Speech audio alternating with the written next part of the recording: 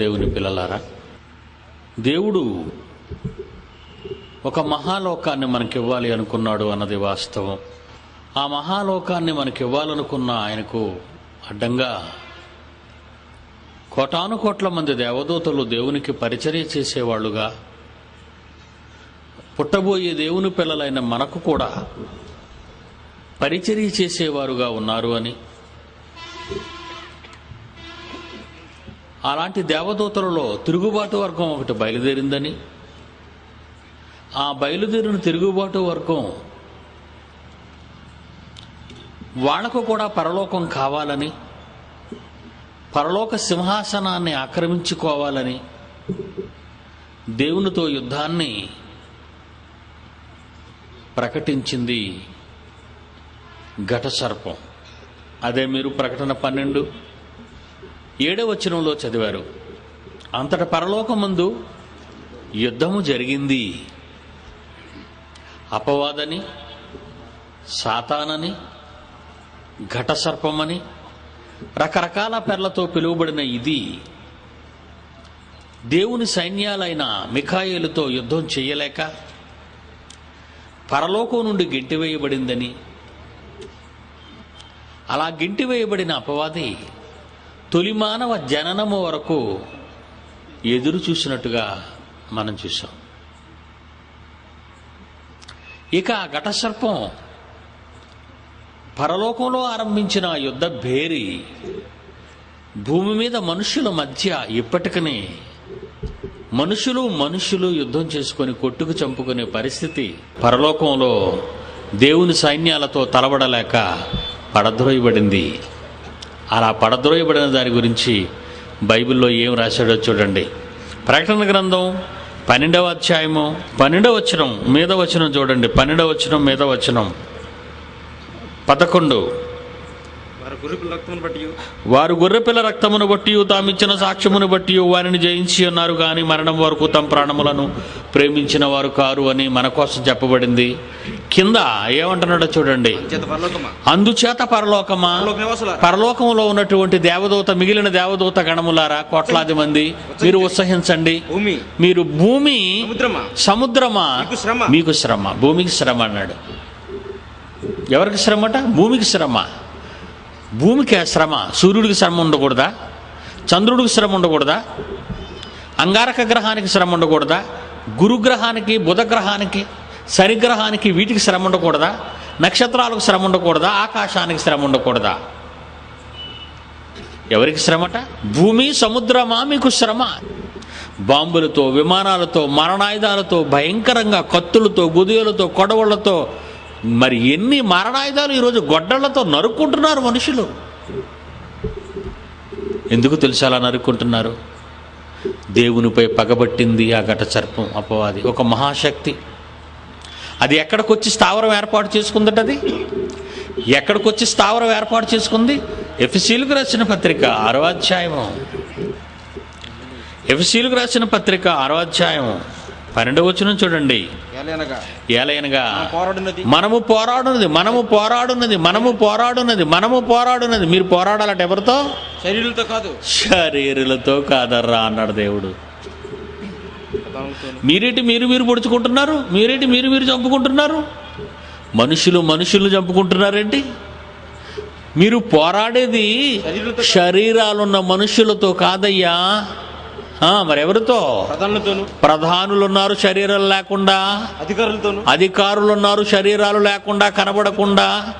ప్రస్తుత అంధకార సంబంధముకు లోకనాథులు ఉన్నారు కనబడకుండా శరీరాలతో. ఆకాశ మండలమందు వీళ్ళంతా స్థావరం ఏర్పాటు చేసుకున్న దురాత్మల సమూహాలు. వాళ్ళతో మీరు పోరాడాలి అన్నాడు. ఆకాశ మండలంలో కాపు కాసాయంట, పొంచి ఉన్నాయంట. అప్పుడప్పుడు ఎవరైనా చంపటానికి ప్లాన్ చేసుకుంటారు చూసారా? ఆ ప్లాన్లో దారి కాస్తారు, మాటు వేస్తారు, కత్తులు పట్టుకుంటారు, తుపాకీలు పట్టుకుంటారు, గొడ్డళ్ళు పట్టుకుంటారు, వేట కొడవళ్ళు పట్టుకుంటారు. అంతే.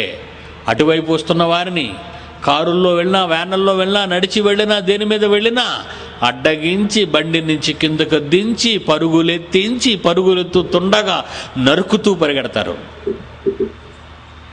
మాటు వేశారు వాళ్ళు. ప్రపంచంలో ఉన్న దేవుని పిల్లలైన మన అందరి కొరకు, జాగ్రత్తగా వినాలి మీరు, ప్రపంచంలో ఉన్న దేవుని పిల్లలమైన మన అందరి కొరకు వాడు మాటు వేశాడు. ఎక్కడో తెలుసా? ఆకాశమండలమందు.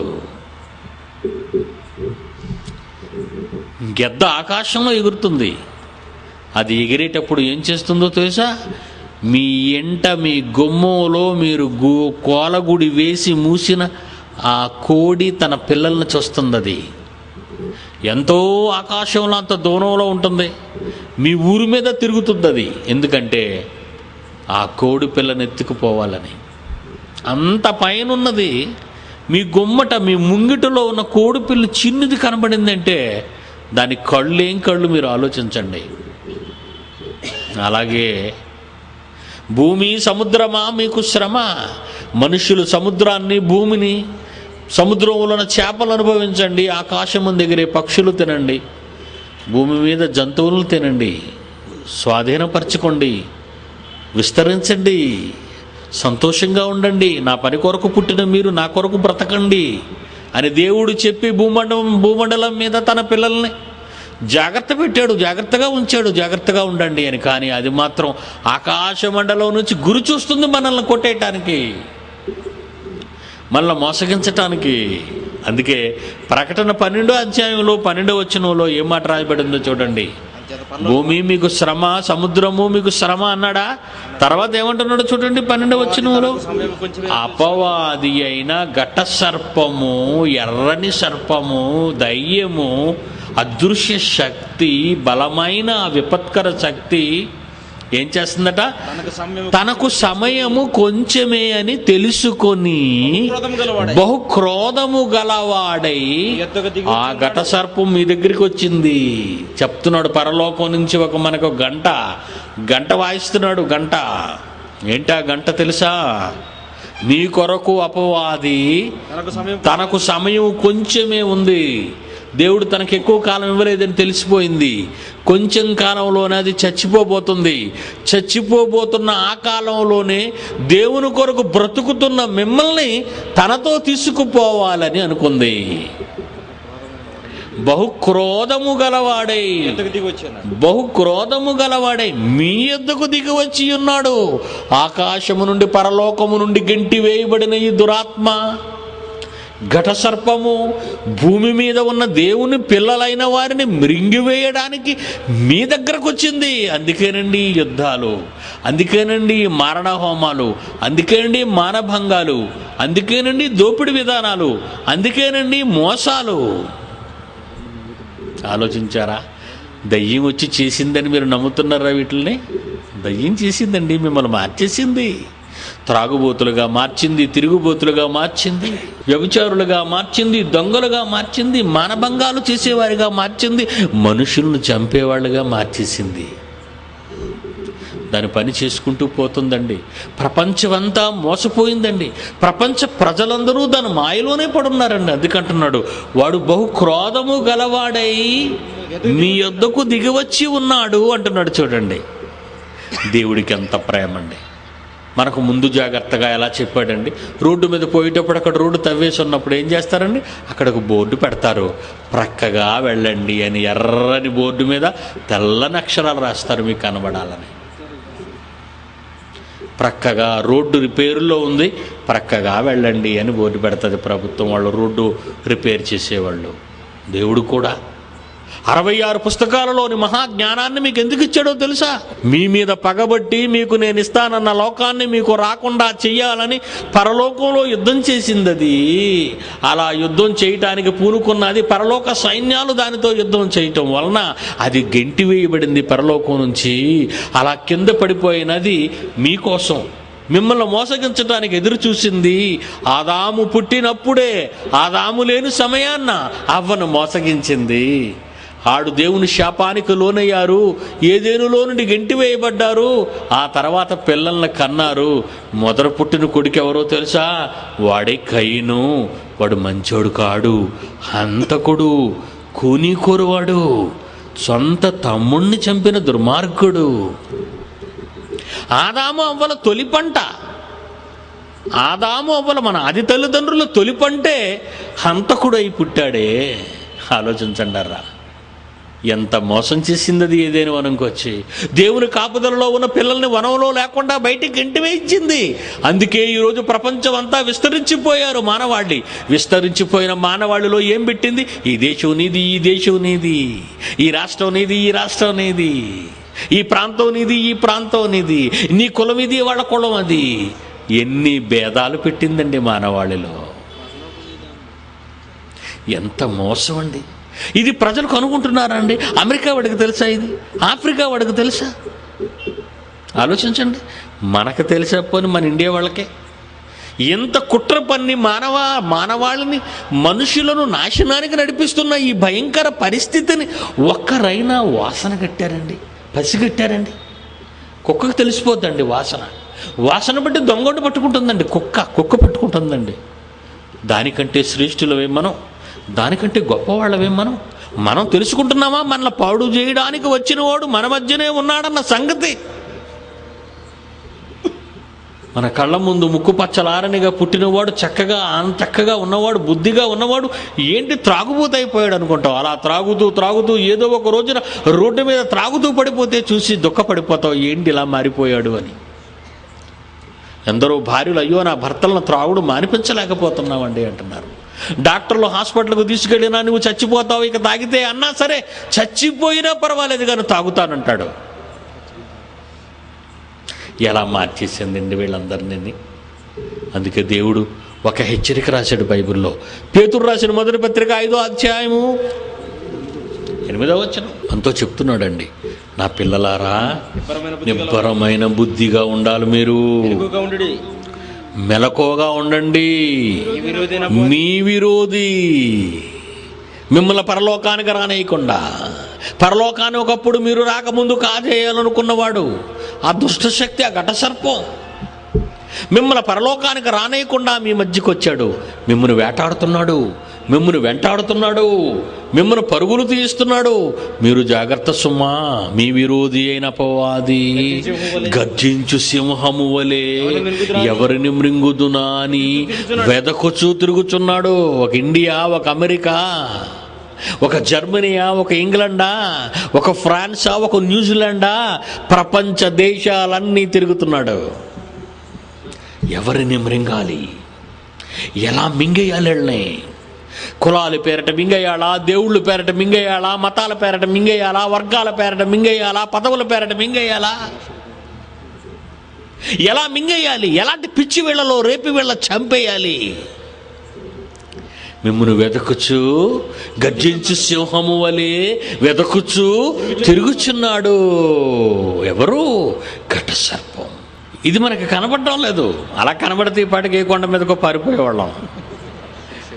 కనబడని అదృశ్య శక్తి ఎంత పగబట్టి తిరుగుతుందట. చదవండి మరలా మాట. మీ విరోధి అయిన అపవాది గర్జించు సింహము వలె ఎవరిని మృంగుదునా అని వెదకుచూ తిరుగుచున్నాడు. ఈరోజు పిల్లలు చూడండి ఎలా పాడైపోయారు.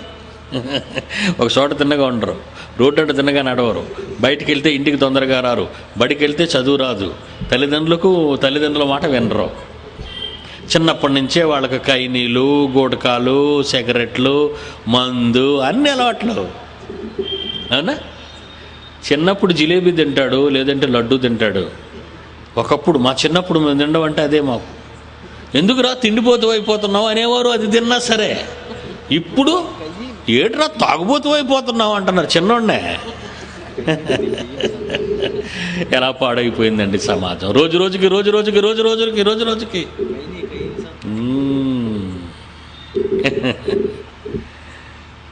ఎందుకు ఇలా అయిపోతుంది సొసైటీ అని ఎవరైనా ఆలోచిస్తున్నారా? ఈ సమాజం ఎందుకు ఇలా అయిపోతుందని ఎవరైనా ఆలోచిస్తున్నారా? ఆలోచించరు. వాడి పిల్లలు చూసి పొంగిపోతారు. డ్యాన్స్ బేబీ డ్యాన్స్ అంటాడు.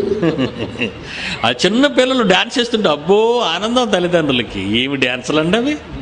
అన్నం పెట్టావా, సమాజాన్ని బాగు చేసావా, ఆ తర్వాత నిన్ను డ్యాన్స్ చేయిస్తుంది అది. ఎంతమంది జీవితాలతో ఆడుకుంటుందండి, ఎలా పాడు చేసేస్తుందండి అందరినీ, రకరకాలుగా పాడు చేస్తుంది. ఆ తర్వాత ఖాళీ దొరికిందని వంటలు వార్పులు వండుకొని తినండి. మాంసం ఎలాగ ఉండాలి, చికెన్ ఎలాగ ఉండాలి, సలాడ్ ఎలాగ ఉండాలి, అది ఎలాగ ఉండాలి, ఇది ఎలాగ ఉండాలి, తిండి. ఆ తర్వాత తిరగడం, కొండ మీద గెంతేవాడు ఒకడు, మోటార్ సైకిల్ మీద ఫీడ్స్ చేసేవాడు ఒకడు, మొగ్గలేసి కాళ్ళు ఇరిగిపోయినాడు ఒకడు. అయ్యో ఎన్ని చూపిస్తున్నారండి కళ్ళ ముందు. టీవీని చూస్తుంటే అన్ని విన్యాసాలే.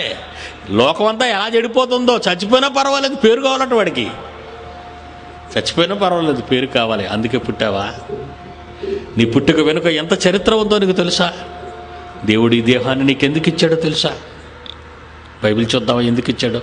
ఈ చెయ్యి ఎందుకు ఇచ్చాడో? ఈ కాళ్ళు ఎందుకు ఇచ్చాడో? ఈ తలకాయ ఎందుకు ఇచ్చాడు? ఈ కళ్ళు ఎందుకు ఇచ్చాడో? ఒకసారి బైబిల్ ఇప్పి చూద్దామా. రోమీలకు రాసిన పత్రిక 6వ అధ్యాయము 13వ వచనం. మీ అవయవాల్ని నోరు కానివ్వండి, నాలుగు కానివ్వండి, పెదవులు కానివ్వండి, ముక్కు కానివ్వండి, కళ్ళు కానివ్వండి, కాళ్ళు కానివ్వండి, చేతులు కానివ్వండి, మీ అవయవాలను దుర్నీతి సాధనాలుగా పాపానికి అప్పగించకండర్రా అంటున్నాడు. దేవుడు ఎంత మంచోడండి. ఏనండి, మీ అవయవాలను దుర్నీతి సాధనాలుగా దేనికి అప్పగించొద్దన్నాడు? పాపానికి అప్పగించొద్దు. 2 చేతులు తీసుకుంటాడు, ఒక చేతిలో గ్లాస్ ఉంటుంది, ఒక చేతిలో సీసా ఉంటుంది. ఏమంటే ఆ సీసాలో ఎంత అందంగా పోస్తాడు, చక్కగా పోస్తాడు, మంచి రంగు. ఏమంటే ఒక గుట్టకేస్తాడు, ఆనందంగా వేస్తాడా అంటాడు. విషం తాగాడా? విషమే తాగుతున్నాడు. మరి ఎలా అయిపోయాడండి. ఆ తర్వాత ముక్కుందా తినడానికి అంటాడు. ముక్క కావాలా? కక్క తింటావా? తేను. ఆ తర్వాత కుక్కలా వీధిలో పడతావా? మీద నుంచి ఏదైనా పోతే చేస్తాను. తాగితే ధైర్యం వస్తుందండి అంటాడు. పాపం. ఈ చేతిని సీసా, ఈ చేతిలో గ్లాసు, ఈ రెండింటినీ చూస్తున్న 2 కళ్ళు, ఆ మసాలా వాసన, ఇలా వాసన చూస్తాడు. మంచి నాటు సరుకురా అంటాడు. మంచి నాటు సరుకు వాసన చూస్తాడు. ముక్కెందుకు వాడాడు? వాసన చూడటానికి, విషయాన్ని వాసన చూడటానికి. కళ్ళు ఎందుకు వాడుతున్నాడు? పొంగిపోతున్నాడు. దాని రంగు చూసి, దాని పొంగు చూసి, గ్లాసులో పొంగుతుంటుంది. అవునా? నోరు తెరిచాడు. వేస్తాడు. గొంతుకు లోబడి, పేగులు లోబడి విషం దిగుతుంది కడుపులోకి. నేను బ్రతకనివ్వడానికి కాదు, దేవుని కోసం బ్రతకనివ్వటానికి కాదు, నిన్ను చంపేయటానికి. మీ అవయవాలను దుర్నీతి సాధనాలుగా పాపానికి అప్పగించకండర్రా. మీరు కూడా యేసును నమ్మి, ఆయన నమ్మిన తరువాత మీరు బాప్తీసం పొంది తిరిగి లేచారు, పరలోకం కోసం బ్రతుకుతున్నారు అని ఒకవేళ మీరు అనుకుంటే, మీ అవయవాల్ని నీతి సాధనాలుగా అంటున్నాడు. కిందకి వెళ్ళేసరికి మీ అవయములను నీతి సాధనాలుగా దేవునికి అప్పగించండి. చప్పట్లు కొడతారా దేవుని పాటలు విని? Very good. ప్రార్థన చేస్తారా ఈ నోరున్నందుకు? మంచి పాట పాడతారా ఈ నోరున్నందుకు? ఏమండి, ఎంత సంతోషం అండి. దేవుని కొరకు వాడవలసిన ఈ దేహాన్ని దేనికోసం? మీరు ఒక గేదెని పెంచుకుంటారు, మీ పంట పొలాల్లో తీసుకెళ్తారు ఆ గేదెని. అవునా? మీ పంటను తిన్నిస్తారా? దాన్ని తిన్నెవరు. ఆ గట్టు మీద ఉన్న గడ్డి మాత్రమే తినాలి. Very good. పంట అంతా ఇంటికి తెచ్చుకుంటారు, ధాన్యం అంతే కదండి. ధాన్యం అంతా ఇంటికి తెచ్చుకుంటారు. గడ్డి ఏం చేస్తారు? మళ్ళీ ఆ పశువుకే వేస్తారు. మీకు పనికిరాదు కదా, మనం గడ్డి తినం కదా, కానీ గడ్డి దానికి వేస్తాం. ఆ తర్వాత దాన్ని వీళ్ళు తీసుకెళ్తారు, ధాన్యం ఆడిస్తారు. పొట్టు, మరి తౌడు, చిట్టు అంటారు మరి మా ప్రాంతంలో. మీ ప్రాంతంలో మరి ఏమంటారు? ఆ ధాన్య పొడి, ఆ పిండి, అదేం చేస్తారు? అది మళ్ళీ పశువుకి వేస్తారు. లోపల తెల్లగా ఉన్న గింజ, బియ్యం గింజ, అది మనకి. మళ్ళీ అది కడుగుతారు. కడిగినప్పుడు ఆ కడిగిన తాలూకా కుడుతో కడుగు అంటారు చూసారా, ఆ కడిగిన నీళ్ళు ఐదేనికి మళ్ళీ అవి మీ గేదెకే. మరి ఉడికిన అన్నం మీకు, వార్చిన తర్వాత వచ్చిన గంజి అది దానికే. ఇవన్నీ నీకు పనికిరావు కనుక దానికి పడేసావు. కానీ అదేదైనా పనికిరాంది నీకు ఇస్తుందా? స్వచ్ఛమైన, సంపూర్ణమైన, పవిత్రమైన, తెల్లని రంగులో బలమైన పాలిస్తుంది. ఇస్తుందా? అవి తెచ్చుకుంటారు. గడ్డ పెరుగు పెట్టుకుంటారు, వెన్న తీస్తారు, నెయ్యి తీస్తారు. మరి ఎంత ఆనందంగా తీసుకుంటారు దాన్ని. మీకు పనికిరానివన్నీ దానికి పడేశారని ఏ రోజైనా అనుకుందా?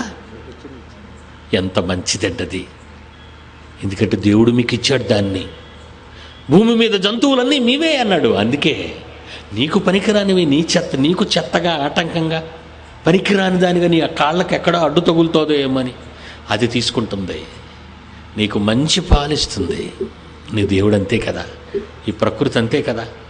ఈ ప్రకృతిలో స్వచ్ఛమైన గాలి, ప్రకృతిలో స్వచ్ఛమైన వర్షం, నీళ్లు, స్వచ్ఛమైన పంట, వేరుశనక్కాయ టక్కన మంచిది. నిజంగా ఏ కార్పెంటరో అంత చక్కగా చేయలేడండి. ఆ పెట్టి, చిన్న పెట్టి, 3 పలుకులు పెట్టి, 2 పలుకులు పెట్టి, 1 పలుకు పెట్టి ఉంటుందా వేరుశనక్కాయ. ఏమండి, మీరు పల్లీలు అంటారా దాన్ని? వేరుశనగకాయ అంటాం. ఏమండి, మరి చక్కటి పెట్టి దానికి మీరు తినేస్తారా? వేరుశనగ పలుకులు తింటారు. మరి విత్తనాలు ఏం చేస్తారు? విత్తనాలు కూడా పగలగొట్టే కదండి. ఆ పెట్టి తీసేసి జల్లుతారు. వేరుశనగ పల్లీలు మళ్ళీ పొలంలో జల్లుతారు. మళ్ళా దానికి పెట్టొస్తుందా? మళ్ళా వేరుశనగ పలుకులకు పెట్టొస్తుందా? మళ్ళా భూమి మీద లోపల ఎన్నో పలుకులు, ఆ పలుకులకు ఎన్నో పెట్టెలు. ఎంత మంచి దేవుడు అండి. ఆయనకి అన్యాయం చేయాలని ఎలా అనిపిస్తుందండి? మీకు ఎలా అనిపిస్తుంది ఆయనకి అన్యాయం చేయాలని? అందుకే దేవుడు నిన్ను కోరుతున్నాడు ఈ రాత్రి. ఏంటో తెలుసా? నా కోసం నువ్వు పని చేయవా? కర్ణాటక రాష్ట్రం ఉంది. ఏమండి, మరి ఎన్నో లక్షల మంది ఉన్నారు కర్ణాటక వాసులు. మరి వాళ్ళందరికీ వెళ్ళి దేవుని మనసు చెప్పరా? మీరు వెళ్ళి అక్కడ క్యాసెట్స్ ఉన్నాయి, అక్కడ పుస్తకాలు ఉన్నాయి, అక్కడ VCDలు ఉన్నాయి. మీకు ఎవరు నేర్పించిన అవసరం లేదు. అందులో నేను మాట్లాడిన ఎన్నో మహాజ్ఞాన సంగతులు ఉన్నాయి. అవి చక్కగా పెట్టుకొని చూడండి, బాగా నేర్చుకోండి, బాగా మీ బైబిల్ చదువుకోండి. పక్కనున్న పల్లికి వెళ్ళండి, ఆ పక్కనున్న పట్టణానికి వెళ్ళండి, ఆ పక్కనున్న రాష్ట్రానికి వెళ్ళండి. దేవుని మాటలు చెప్పరా? దేవుని మనసు చెప్పరా? వాడి కోసం పొంచి ఉన్న ప్రమాదాన్ని చెప్పరా? ఆ దుష్టుడి గురించి, ఆ సర్పం గురించి మీరు చెప్పరా? సమాజాన్ని పాడు చేస్తుందండి, సమాజాన్ని నాశనానికి నడిపిస్తుందండి అది. మరి మీరు చేసే పని ఏంటి? మీరు ఏ పని చేయరా? ఏ పని చేయకపోతే ఎలా? చేయాలా వద్దా? చేయాలి. మీకు ఇష్టమైనవన్నీ ఇచ్చాడా దేవుడు? దేవుడు మీకు ఇష్టమైన ఇచ్చాడు. చిన్న కళ్ళు గుడ్డు పండు అంతేనా? చిన్న కళ్ళు గుడ్లు. ఆకాశాన్ని చూస్తున్నాం, ఆకాశంలో ఉన్న నక్షత్రాలను చూస్తున్నాం. అమ్మ బాబోయ్ ఎంత మంచి కళ్ళు, అవునా? అన్నీ కనబడుతున్నాయి. ఇంకా ఇదే రంగు అనగానే ఎరుపు అంటావు, ఇదే రంగు నీలం అంటావు, ఏ రంగు పసుపు. ఏంటి ఆ నల్ల గుడ్డులోనే ఇన్ని రంగులను పసిగట్టే శక్తి దేవుడు పెట్టాడా? అవును. ఒక చిన్ని కంటిలో ప్రకృతిలో ఉన్న రంగులు, ప్రకృతిలో ఉన్న అందాలు చూసే శక్తి పెట్టాడు. బెత్తెడ నాలిక, అంతేనా? నాలిక బెత్తెడే, కానీ ఎన్ని రుచులు పెట్టాడు దానికోసం. మీకు నాలుక పెడతానని తెలిసి దేవుడు నాలుకకు అవసరమైన ఎన్నో రుచులు ప్రకృతిలో పెట్టాడు ఆయన. మీ అవయవాలు వాసన, ఎన్ని వాసనలు, విరికిడి, ఎన్ని శబ్దాలు. శరీరములో ప్రతి అవయవానికి అవసరమైన ప్రతి దానిని నువ్వు లెక్కింపలేనంత విస్తారమైనంత సంపద ప్రకృతిలో మీకోసం, తన పిల్లల కోసం పెట్టాడు. మీకు ఇష్టమైనవన్నీ ఆయన ఇచ్చాడు. ఆయనకి ఇష్టమైంది మీరు ఎప్పుడు చెప్పండి. ఏమండి, గిన్నెడు చన్నీళ్ళు ఎవరైనా మనకి ఇచ్చారనుకోండి, చన్నీళ్ళు నీళ్ళు తాగేసి చెంబల వారేస్తావా? అమ్మ నీళ్ళు ఇవ్వండి దప్పిక అని అడిగారు అనుకోండి, ఎండన పోయి రోడ్డు ప్రక్కన ఉన్న ఇంట్లో ఆ తల్లి ఒక చెంబుడు నీళ్ళు మనకి ఇచ్చింది, ఒక గ్లాసుతో నీళ్ళు ఇచ్చింది, నీళ్ళు తాగాం. ఆ గ్లాస్ ఇలా గిరాట వేసేస్తావా? ఇలా పడేస్తావా? చాలా సంతోషం అండి, మీకు వందనాలండి, చాలా థ్యాంక్స్ అండి, మాకు నీళ్ళు ఇచ్చారండి అని చెప్తారే. ఒక గిన్నెడు చన్నీళ్ళు ఇచ్చినందుకే ఎదుట మనిషిని చూసి వందనాలు, థ్యాంక్స్, కృతజ్ఞతలు చెప్తున్నారే. ప్రతి నిత్యం నువ్వు పీల్చే ఈ ప్రాణవాయువు, ఆ గాలి లేకపోతే మనం బతకలేం. అలాంటి ప్రాణవాయువుతో సహా ఈ శరీరానికి అవసరమైన ప్రతి అవసరతను తీరుస్తున్న నీ కన్న తండ్రికి ఇష్టాన్ని నెరవేర్చాలని ఎప్పుడైనా ఆలోచిస్తున్నావా? మరి మీకు పరలోకం ఎలా ఇస్తారు చెప్పండి? చచ్చిపోతే పరలోకానికి ఎలా వెళ్తారు? ఏమండి, పని చేస్తే కదండి ఎవరైనా డబ్బిస్తారు. కూలి చేస్తేనే, పని పొలంలో వెళ్ళి పని చేస్తేనే కదా కూలి డబ్బులు ఇస్తారు. ఏ పని చేయకుండా జీతం ఇవ్వడని ఎవరిని అడుగుతారు? ఏ పని చెయ్యని నీవు భూమి మీద ఏ ఒక్కరిని ఏమీ యాచించలేవే, అడగలేవే. ఏ పని చేయకుండా నీవు పరలోకానికి ఎలా వెళతావు? మరి ఎలా చేర్చుకుంటాడు ఆయన? చేర్చుకోడే. చచ్చిపోయినంత స్వర్గస్థులైరని మీరు అనుకుంటే అయిపోద్దా? చచ్చిపోయినందరూ స్వర్గానికి పోతున్నారని అయిపోతుందా? ఈవేళ పండగ రోజు చచ్చిపోయాడండి, పరలోకం ఓపెన్ అయిపోయి ఉంటుందని గేట్లు తీసేస్తుంటాయి అనుకుంటున్నారా? పండగ లేదు, పబ్బము లేదు. ఏ రోజు చచ్చిపోయినా దేవుని పని చేయని వాళ్ళు పరలోకానికి వెళ్ళరు. చెయ్యాలండి. ఇన్నిచ్చిన తర్వాత దేవుడు నిన్ను అడిగినప్పుడు నువ్వు దేవుని పని చేయవా? వాటిని చేయడానికని ముందుగా సిద్ధపరచబడిన సత్క్రియలు చేయుటకై మనము క్రీస్తు యేసునందు సృష్టింపబడి ఆయన చేసిన పని అయి ఉన్నాము అని చదువుకున్నాం 2:10. మరి దేవుని పని చేయవలసిన మీరు ఎవరి పనిలో ఉన్నారు చెప్పండి? ఉదయం వేస్తారు, ఓకే, పొలానికి వెళ్ళారు, వచ్చారు, సాయంకాలం అయిపోయింది, వచ్చారు, పండుకుంటూ పోయారు, మళ్ళీ తెల్లవారు లేచారు, మళ్ళా పనికి వెళ్ళిపోయారు. మరి తండ్రి పని ఎప్పుడు చేస్తారు? తండ్రి పని ఎప్పుడు చేస్తారు? 12 సంవత్సరాలు యేసుప్రభుకి పండక్కి తీసుకెళ్ళింది తల్లి. జాతర లాంటిది, యెరూషలేములో జాతర జరిగేది. ఆ జాతరకు తీసుకెళ్ళింది. అప్పుడు యేసుప్రభు ఆ జాతరలో ఉన్నాడు. 2 రోజులు ప్రయాణం వెళ్ళిపోయారు తల్లిదండ్రులు, మరియమ్మ, యోసేపు. యేసుప్రభు కనబడలేదు. ఏది యేసుప్రభు కనబడలేదు ఏంటంటే మళ్ళీ వెనక్కి వచ్చారు. వెతుకుతూ దేవాలయంలోకి వెళ్ళేసరికి ఆయన అక్కడ శాస్త్రులను, పరిసయ్యులను, ధర్మశాస్త్రోపదేశకులను, జ్ఞానవంతులను చెప్పుకునే వాళ్ళందరూ ప్రశ్నలు అడుగుతున్నాడట ఆయన. 12 సంవత్సరాల్లో ఎంత మంచి గుణం వచ్చిందండి. మీరు మీ పిల్లల్ని అలాగే పెంచుతున్నారా? మీ పిల్లల్ని బాగా పెంచుతున్నారా? పెంచకపోతే మీకే తలపోటు. దేవుడు మిమ్మల్ని అడుగుతాడు. ఇప్పుడు చెప్పాను కదా, గర్భఫలము దేవుడిచ్చు బహుమానం. మరి పెంచరా? యేసుప్రభు దగ్గరికి వెళ్ళారు. లోకాసువార్త 2:49 యేసుప్రభు ఏమంటున్నాడు చూడండి, మీరు ఎలా నన్ను వెతుకుతున్నారమ్మా నాన్న? మీరు ఎందుకరా నన్ను వెతుకుతున్నారు?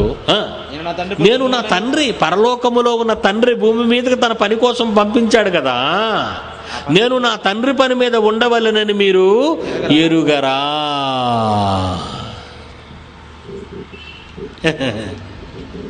మరి తండ్రి పని చేయకపోతే ఎలా వెళ్తారండి పరలోకానికి?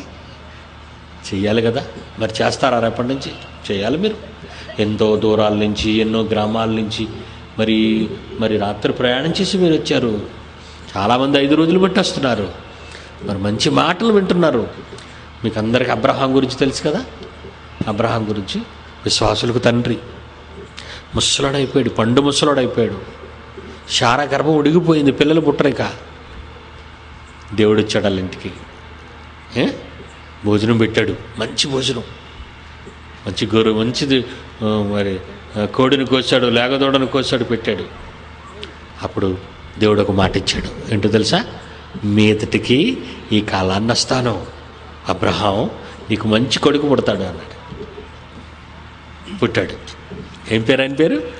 ఇస్సాకు. శాంతమూర్తి. ఇస్సాకు పుట్టాడు. చిన్న చిన్నగా పెరుగుతున్నాడు. ముద్దు అడుగులేస్తున్నాడు. ముద్దు మాట్లాడుతున్నాడు. మళ్ళా వచ్చాడు దేవుడు. తెలుసు కదా. ముసలి కాలంలో ఆ వృద్ధ దంపతులకు ముసలివాడుకు కొడుకు పుట్టాడు. ఆ కొడుకుతో ఆడుకుంటున్నారు. చిన్న ముద్దు మాటలు పలుకుతున్న రోజులు ఆ రోజు. ఇస్సాక్కి దగ్గరికి వచ్చాడు దేవుడు. అబ్రహాము అని పిలిచాడు. ఏనాయనా అని అడిగాడు. నిన్నొకటి అడుగుతాను ఇస్తావా అన్నాడు. నిన్నొకటి అడుగుతాను ఇస్తావా? ఏంటి కావాలి నాయనా? నీకు ఒక్కగానొక్క కొడుకైన ఇస్సాకును నాకు బలివ్వాలి. బలి. ఏమండి, మనకెంత కోపం వచ్చేస్తుందండి ఆ మాట అడిగితే. ఇచ్చినట్టు ఇచ్చావు, ఇప్పుడు నువ్వు అడుగుతున్నావా? అది ఇవ్వకుండా పోవచ్చు కదయ్యా. ఇవ్వటం ఎందుకు? మళ్ళా నేను నరకటమా? నేను తగలబెట్టటమా బలివ్వటం అంటే? ఇది అన్యాయం అన్నాడు అబ్రహాము. మాట్లాడలేదు. భార్య శారాకి చెప్పలేదు. తెల్లవారు లేచిపోయాడు. 2 పనులు పిలిచాడు. పదబ్బాయి మనం వెళదాం అన్నాడు. మరి భార్యకి ఏం చెప్పాడు శారాకి అని మనకు తెలీదు. ఏదో సరదాగా పిల్లల్ని ఏదో ఊరు చూడడానికి వెళ్తున్నామని ఏదో అనుండొచ్చు. కొడుకుని తీసుకున్నాడు. కట్టెలు చీరాడట. ఎందుకంటే బాగా కాలాలి కదా. అందులో ఇస్సాకు బాగా కాలిపోవాలి, మంట ఆరిపోయిందంటే చికాకు. కట్టెలు చీరేసి, కట్టెలు కట్టి చక్కగా కర్రలు గాడిద మీద వేసి 2 పనివాళ్ళు తీసుకొని, ఎక్కడికి వెళ్ళమంటావు నాయన? 2 రోజులు ప్రయాణం చేయముందు మోరియా దేశానికి వెళ్ళు.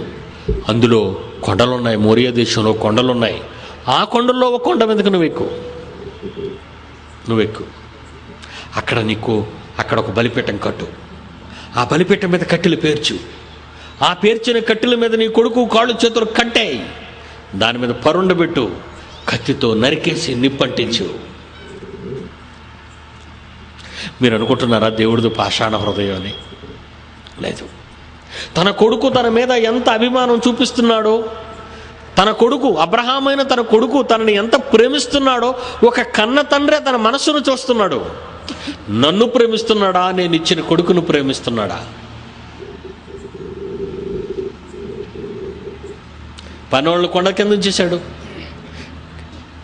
కట్టెలు ఇస్సాకు నెత్తిన పెట్టాడు. నిప్పు పట్టుకున్నాడు.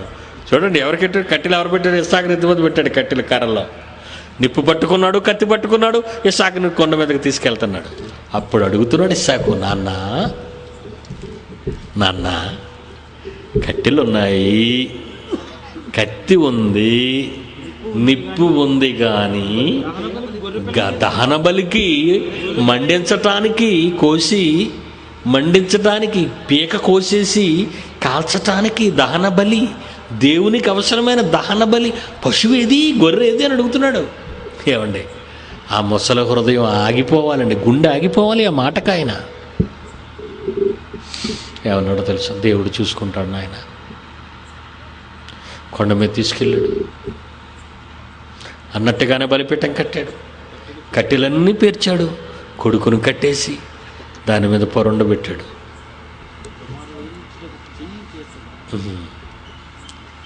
అదంతా చూస్తున్నాడు దేవుడు, అదంతా చూస్తున్నాడు. రోమిలకు రాసిన పత్రిక 12వ అధ్యాయము 1వ వచనం చూడండి.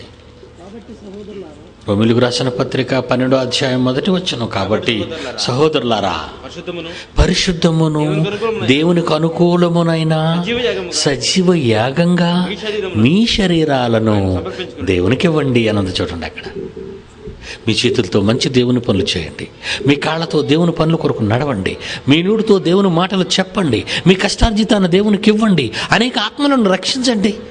ఈ భూమిని విడిచిపెట్టిన తర్వాత నిత్య దేవుని సన్నిధికి మనం అంతా ఆనందంగా చేరిపోతాం. ఒకవేళ దేవుని ఇష్టాన్ని నువ్వు నెరవేర్చకుండా నీ ఇష్టాన్నే భూమి మీద నువ్వు నెరవేరుస్తున్నావు అనుకో, భూమి మీద నీ ఇష్టాన్ని నువ్వు నెరవేరిస్తే ఏమవుతుందో చదువుదామండి. ఒక మంచి మాట చదువుదాం బైబిల్లో నుంచి. లూకా సువార్త 16వ అధ్యాయం 25వ వచనం. ఒక ఆయన చచ్చిపోయాడు. ఎవరట ఆయన? ధనవంతుడు. చనిపోయి నరకానికి వెళ్ళిపోయి ఆ జ్వాలల్లో, ఆ మంటల్లో మండిపోతున్నాడు. మండిపోతూ ఒక వేని కొనను ముంచి నీళ్లు అడుగుతున్నాడు, ఒక చుక్క. అప్పుడు అబ్రహాం ఏమన్నాడు? అందుకు 16వ అధ్యాయం 25వ వచనం. అందుకు అబ్రహాము, కుమారుడా, ఏంటయ్యా నువ్వు ఇలాగైపోయావు? నన్ను దేవుడు ఎవడు కూడా తెలుసా? ముసలితనంలో కొడుకునిచ్చాడా? నాకు పెంచుకున్నానా? నేను పెద్దవాడిని చేశానా? అప్పుడు అడిగాడయ్యా నా కొడుకుని. నీలాగా నేను నా ఇష్ట ప్రకారంగా నేను మాట్లాడలేదు. వెళ్ళాను, నా కొడుకుని తీసుకుని మోరియా దేశానికి వెళ్ళాను. అక్కడ చంపేయాలనుకున్నాను నా కొడుకుని దేవుని కోసం. అప్పుడు ఆకాశం నుంచి, పరలోకం నుంచి ఒక మాట వచ్చింది. ఆగో అబ్రహామా అన్నాడు. నా కొడుకుని నాకు ఇచ్చేసాడు. మరలా నువ్వేమో భూమి మీద పుట్టి డబ్బు ఉంది కదా అని నీ ఇష్టం వచ్చినట్టుగా నీ పని చేసుకున్నావు. ఉదయం లేచిన కాడికి రాత్రి పడుకున్నంత వరకు నీ పనే, నెలంతా నీ పనే, సంవత్సరం అంతా నీ పనే, బ్రతుకంతా నీ పనే. ఇక్కడికి వచ్చి నీళ్ళు అడుగుతున్నావు నువ్వే. కుమారుడా, నీవు నీ జీవిత కాలమందు నీకిష్టమైనట్టు సుఖం అనుభవించావు కదా, కనుక అగ్ని జ్వాలల్లో నువ్వు బాధపడాలి.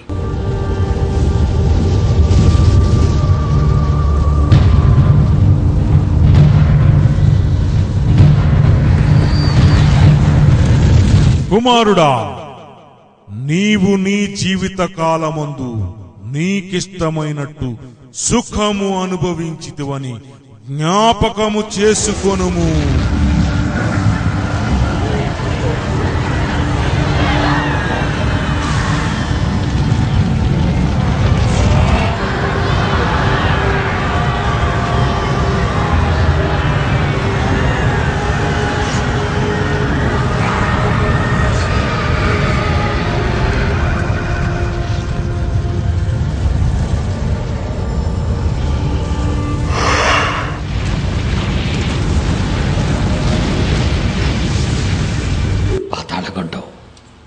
మనం చూస్తున్నామే మన జీవితకాలంలో సూర్యుడిని 1500 కోట్ల సంవత్సరాలుగా మండుతున్నాడు. మన తాతలు అదే చూశారు, మన తాతలు అదే చూశారు. భూమి పుట్టక ముందు మనం లేంగా, అప్పుడు కలిగాయి ఇవన్నీ. అప్పుడు భూమి మీద పుట్టాం. ఆదాము నుంచి ప్రతి ఒక్కళ్ళు ఆ సూర్యుడిని చూస్తున్నారు. ఆనాటి నుండి మండుతూనే ఉంది. ఎప్పుడైనా తగ్గిందా? వేడి తగ్గిందా? వెలుగు తగ్గిందా? చెప్పండి. సృష్టిలో మన కళ్ళ ముందు కనిపించే సూర్యుడే మండుతుంటే ఆత్మ అంటే ఏంటి తెలుసు? పురుగు అన్నాడు దాన్ని. పురుగు ఆత్మ. నరకమున వారి పురుగు చావదు, అగ్ని ఆరదు. ఇక్కడ సూర్యుడు ఆరటం లేదు 1500 కోట్ల సంవత్సరాలుగా. నరకం ఎలా ఉంటుంది చెప్పండి? అగ్ని ఆరదు, ఆత్మని నీ పురుగు చావదు. నేను చచ్చిపోయాను అనుకోండి, నేను సుందరరావు గారిని ఏం చేస్తారు? చూడడానికి వస్తారు మీరు. ఆయన ఎక్కడున్నాడు? ఆయన లేడు, వెళ్ళిపోయాడు. మరి ఇంటి దగ్గర ఉన్నది ఎవరు? పిట్లో ఉన్నదండి సుందరరావు గారి శరీరం. శవం అంటారు దాన్ని. అది ఎవరికి కావాలి? ఎవరికొద్దు, పాతేయటమే. అది కాల్చినా, మట్టిలో పూడ్చినా, నన్ను ఎందుకు పూడ్చి చేస్తున్నారు ఇంట్లో ఉంచకుండా అని అడుగుతుందా? కట్టెల మీద కాలుస్తుంటే నన్ను ఎందుకు ఇక్కడ కాలుస్తున్నాను అంటారా? ఎలా కాలిపోద్దో చూస్తారంటే తట్టుకోగలరా మీరు? సెంట్లు వాడుతున్నాం, పౌడర్లు వాడుతున్నాం, ఎన్ని వాడుతున్నాం అంటే దీనికి ఎంత తిండి పెట్టావు? ఎన్ని వేల గొర్రెలు తినేసి ఉంటాం మన జీవితకాలంలో, అవునా? ఎన్ని లక్షల కోళ్ళు తినేసి ఉంటాం, ఎన్ని చెరువులు నీళ్లు తాగేసి ఉంటాం. ఒక్కరి గురించి చెప్తున్నాను. ఈ కట్టెల మీద కాలుస్తున్న ఈ దృశ్యాన్ని మనం చూడలేకపోతే, ఈ కట్టెని, ఈ దేహాన్ని మనం పోయిన తర్వాత ఆత్మ అది ఆ నిత్యాగ్ని దండనలో 60 ఏళ్ళు చేసిన పాపాలకు కాలవు. 60 ఏళ్ళు చేసిన పాపాలకు కోట్ల సంవత్సరాలు కాలాలు నువ్వు. అందుకే దాన్ని ఏమన్నాడు? ఆరని అగ్ని, నిత్యాగ్ని, నిత్య మరణం. బైబిల్లో దీన్ని ఏమని పిలిచాడు? నిత్య మరణం, నిత్య అగ్ని. నరకమున వారి పురుగు. ఎలా పురుగుల్లాగా విలవెల్లాడుతున్నారు చూసారు అందాక? వారి పురుగు చావదు, అగ్ని ఆరదు. దేవుడికి ఒక మాట ఇవ్వాలి, మీరు దేవుని కోసం బ్రతకండి, దేవుని కోసం బ్రతకండి. కళ్ళు మూసుకోండి, ప్రార్థన చేద్దాం. తండ్రి, మీ పిల్లలకు మీ మాటలు చెప్పాను, రాబోయే ప్రమాదాన్ని చెప్పాను, దుష్టుడు మమ్మల్ని ఎలా వేటాడుతున్నాడో చెప్పాను. ఈ సమాజం అనేది ప్రపంచంలో లేదు, కానీ భూమి మీద మేము జాగ్రత్తగా మా తనువును చాలిస్తే నిత్య రాజ్యానికి చేరిపోతాం. అది మీ పిల్లలకు చెప్పాను. కొన్ని కళ్ళ కట్టినట్టుగా చూపించాను తండ్రి. మీ పిల్లలు మంచివారు, అమాయకులు, పేదవాళ్ళు, పిల్లలందరినీ కాపాడండి. ఈ సభలు ఇంత దిగ్విజయంగా జరగటానికి ఈ రాయచూరు పట్టణ ప్రాంతాన్ని దీవించండి. వీళ్ళకి మంచి వర్షాలు ఇవ్వండి, వాళ్ళ పొలాలను బాగా పండించండి, వాళ్ళ ఆఖరిని తీర్చండి, వాళ్ళ సమస్యల నుండి పరిష్కారాన్ని, వారి రోగాల నుండి విముక్తిని ప్రసాదించండి. సంఘాలను నడిపిస్తున్న కాపరులను, సంఘాలలో ఉన్న మీ పిల్లలను, ఈ రాయచూరు పట్టణంలో ఉన్న ముస్లిం సోదరులను, హైందవ సోదరులను, నాస్తికులను, హేతువాదులను, ప్రతి వారు నీ బిడ్డలే కనుక వాళ్ళందరినీ చల్లగా కాచి కాపాడండి. ఈ సభల నిర్వహణలో ఎందరో పిల్లలు చేసిన త్యాగాలు మీకు తెలుసు. వాళ్ళను కూడా జ్ఞాపకం తీసుకోండి. వాళ్ళ భార్యలను, పిల్లలను జ్ఞాపకం చేసుకోండి. వాళ్ళని దీవించండి. కూర్చున్న మైదానంలో కూర్చున్న ప్రతి బిడ్డను మీరు దీవించండి. ప్రతి వారి అవసరత తీర్చండి. మీకోసం బ్రతికే జ్ఞానం వాళ్ళకి ఇవ్వండి. మీకోసం బ్రతకాలి. పరలోకంలో మీరు కోరుకున్న ఆ కోరిక ప్రకారం మీ పిల్లలందరూ మీ దగ్గరికి రావాలి. పరలోకం వాళ్ళదే, వాళ్ళు స్వతంత్రించుకోవాలి. ఆ భాగ్యాన్ని మీ బిడ్డల నుంచి పోకుండా దుష్టుల నుండి వాళ్ళని కాపాడమని మనం చేస్తున్నాం తండ్రి. ఈ పట్టణాన్ని విడిచి వెళ్ళిపోతున్నాను. మీ బలమైన వాక్యానికి మీ పిల్లల్ని అప్పగిస్తున్నాను. చల్లగా కాపాడండి. యేసునామని ప్రార్థన అడుగుచున్నాము తండ్రి, ఆమేన్. మన తండ్రి దేవుని ప్రేమ, కుమారుడైన యేసుక్రీస్తు వారి కృప, పరిశుద్ధాత్మ దేవుని అన్యోన్య సహవాసం సదాకాలం మనందరికీ తోడై నడిపించునుగాక. ఆమేన్.